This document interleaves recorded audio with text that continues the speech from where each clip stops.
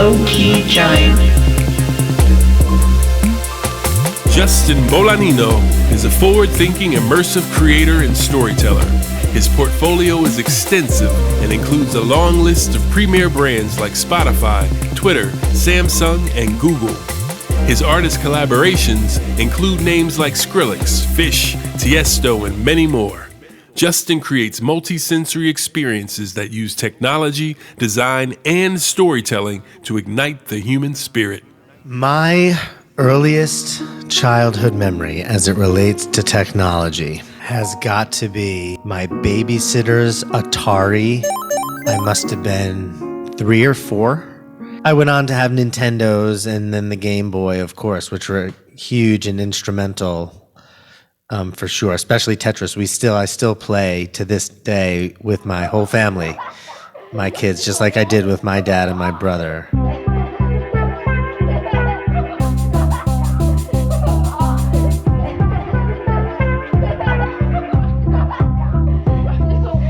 Lowkey Giant.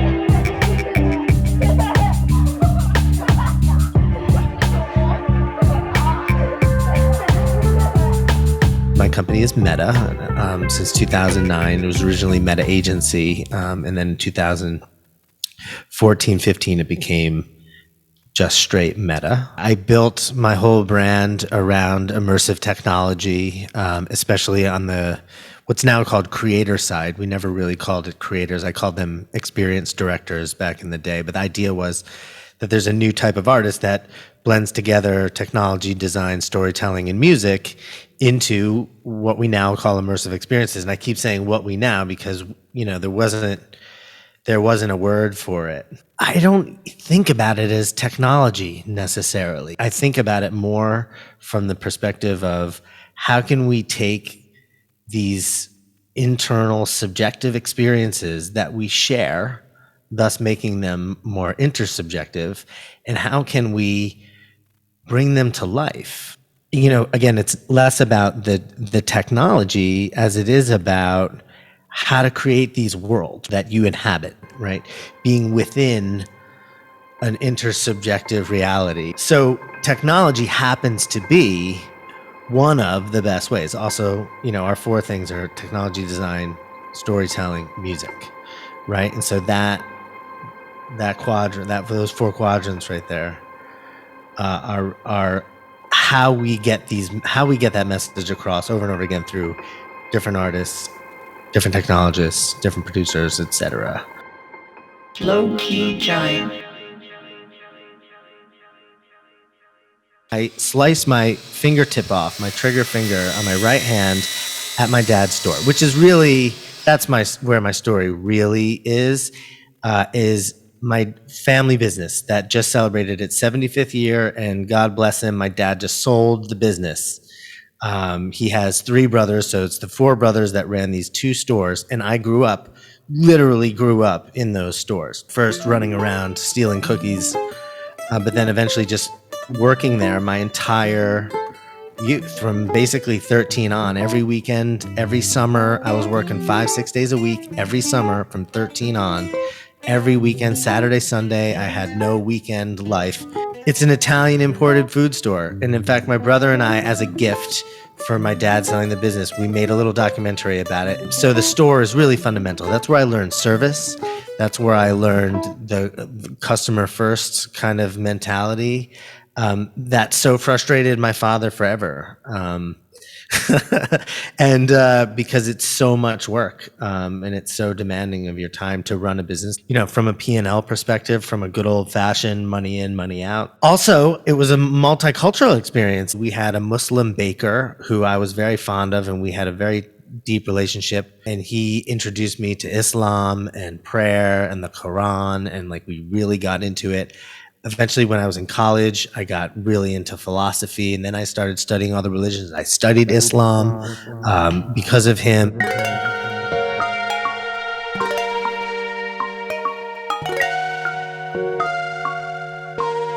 Lowkey Giant.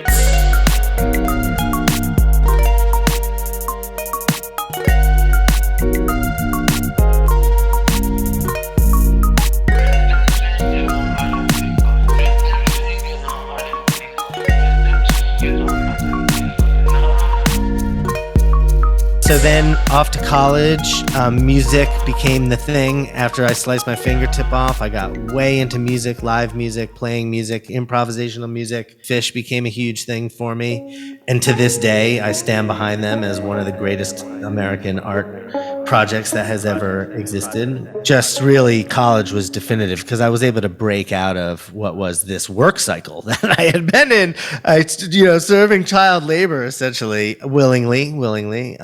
I liked the cash too. Had a band. We were called Loop Dreams. We were great. We were doing like live electronic music. We wanted to sound like LTJ Bookham and Warp Records and Ninja Tune. Like we wanted to sound like that as a band. And we were great. We headlined the Wetlands and had so much fun. And I thought we were the next Fish. But my bass player thought otherwise. And, Same old story.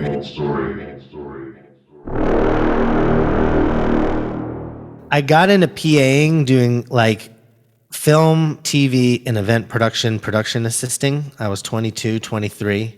That led to really the biggest break and like a miracle moment. So Peter Shapiro, who was the owner of the Wetlands, where my band Loop Dreams played in college, we had befriended each other, and I'd always bug him to hook it up with a job, and he actually hooked me up with a company called Res Media Group. And Res Media Group not only had the preeminent digital arts magazine at the time since '96. Again, this is like 03, 04.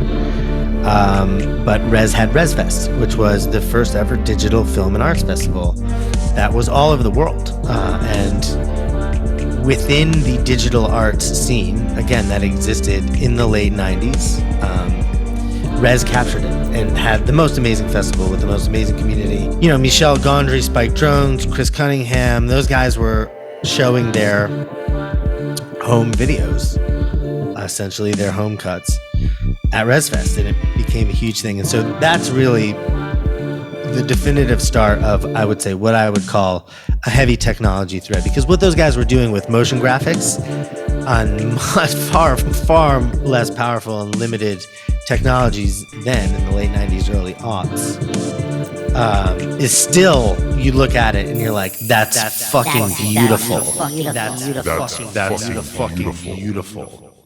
So I went on to work for ResFest, and that was my first job. I was a PA on a video gig, and the founders of ResFest literally tapped me on the shoulder and were like, "You're going to be our production manager." And I literally, 23 years old, was like, "I don't know what that means." And he just kind of pats me on the back and he goes, "You'll figure it out, don't worry." And I did. And so I did that for 3 years. It was epic. I did all 4 cities in the US: New York, Chicago, LA, San Francisco. Incredible venues, incredible people I met and partied with and hung out with and supported, through production, everyone you could ever dream of. Folks that have become monsters in the industry. I remember going to Motion Theory and PSYOP and Brand New School and all these places that were like little 2 or 3 person shops that are now megalithic, institutions in motion design. Thank you, ResFest. Thank you, John Turk. Thank you for bringing me in.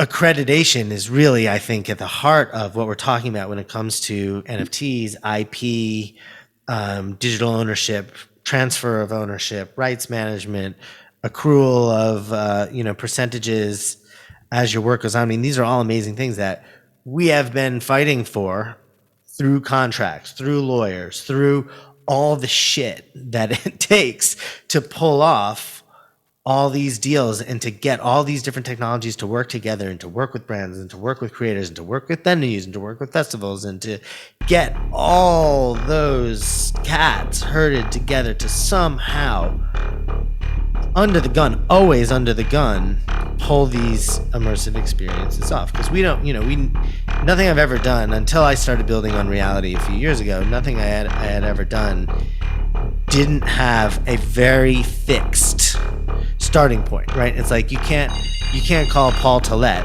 at Coachella and be like, "Hey, Paul, we're gonna have to push the whole festival back 2 weeks. It's just not ready." You know what I mean? Like, literally not an option. And so once I started messing with, building software like three or 4 years ago, that was the most frustrating thing. It was like, what do you mean we need another 2 weeks? This was the deadline. Oh, but that's just how it works in this world. And it's like, well, how the fuck do you do anything then? Lowkey Giant. That doesn't make any sense to me.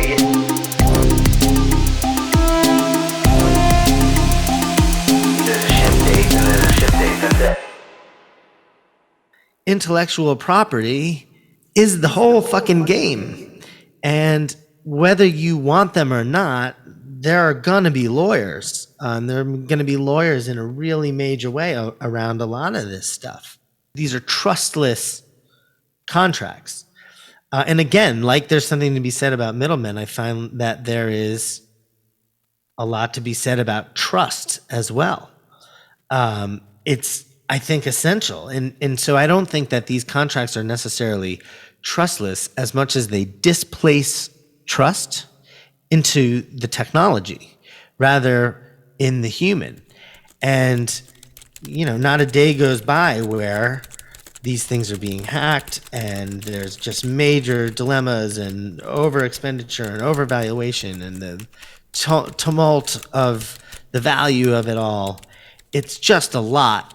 It's a lot to stomach all at once and to, again, ask myself about the need of Web3. The values of Web3, I think, are essential. They're the same values I've used in my business for 20 years. Creator first, pay the creator. My model forever, for the past 12 plus years, is essentially an NFT, but analog. It's slow in that it has all these cogs and wheels and levers and balances, humans and trust. So much trust between them, from the director all the way down to the PA getting you coffee. It's all a game of trust. And to displace, again, our trust, because I don't think trust can be like energy. Trust can't be created or destroyed. It's just displaced. And now we're displacing it onto technology. Also, I just fear that the idea of decentralization is a dualistic one in that it creates hyper-centralization. Like you can be one person with 70 million Twitter followers and literally move the markets yourself. That's as hyper-centralized as the world has ever been. And what just happened with OpenSea, with the head of product who was buying stuff, then featuring it, then selling. All these things give me pause. Now that said, I've gotten way into it. I own a bunch of NFTs. I've commissioned NFTs. I've made them. They all have a story I can point to and what the meaning is, and that's really what it's about. Again, it's like the trust. I don't even think about selling it. It's a keepsake. It's like this crystal that someone gave me sitting on my desk. I'm not going to resell that. If crystals become 10x their value, I'm still not going to sell it.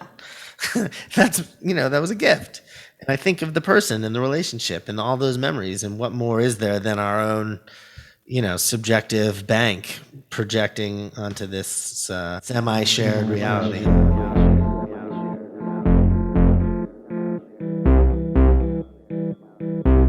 Lowkey Giant.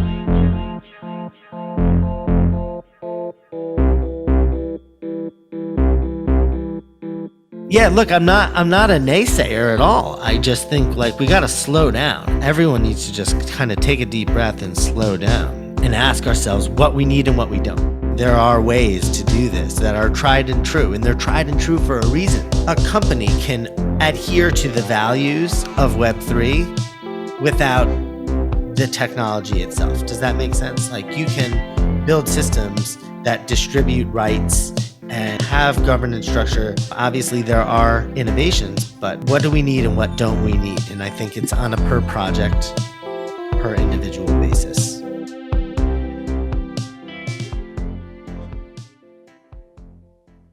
I love the utility stuff. I love the stuff that's raising money for good causes and then using that money to directly take action around those causes. I'm excited about Arcadia Earth. I think what we're doing over there in building immersive experiences that are dedicated to taking action around climate change. For NFT NYC, we're doing a summit that's, blockchain for climate change action, awesome speakers, awesome participants, coming together how we can use these newfound technologies for climate purposes. Polygon Studios is doing a 3-day takeover of Arcadia Earth. And we're doing their build in the Marriott, in the main NFT NYC hub. A lot of awesome programming where they've brought in partners to take over the different rooms, take over the headsets, take over the HoloLens. It's a takeover. I think until we figure out what to do about the main ocean media, the mainstream media is pretty difficult. There's nobody else can do this job because they got too much feeling. Unless we address that, I don't know. I'm not super hopeful for the next 10 years or so. We've got to figure that out. We've got to figure out how to rip that barnacle off of democracy. Trying not to make this political, but I do have, fundamental concerns there. And, technology is a big part of it. Who controls the technology will control the whole game. Who controls the technology will control the whole game. Who controls the technology will control the whole game.